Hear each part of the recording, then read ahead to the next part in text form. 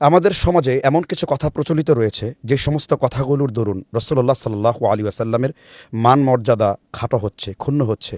নাস্তিক পাড়ায় এবং ইসলাম বিদ্বেষী ব্যক্তিরা এই কথাগুলো বলার জন্য তারা ফুসরত পাচ্ছে।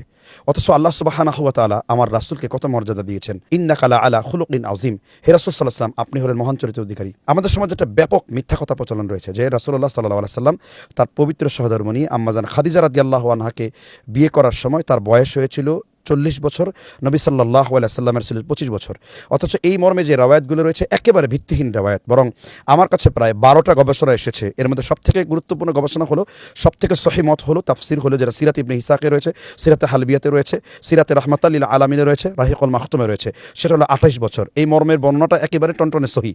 টনটনে সহিহ হাদিস থাকবার পরেও আমাদের সমাজের এক শ্রেণীর লোকেরা না জেনেই রাসূলের নামে মিথ্যা আরোপ করছে। তাহলে তাদের জন্য শুনে রাখুন, রাসূল বলেছেন, মান কাযাবা আলাইয়া মুতাআম্মিদান ফালিয়াতাবাওয়া মাকআদাহু মিনান নার।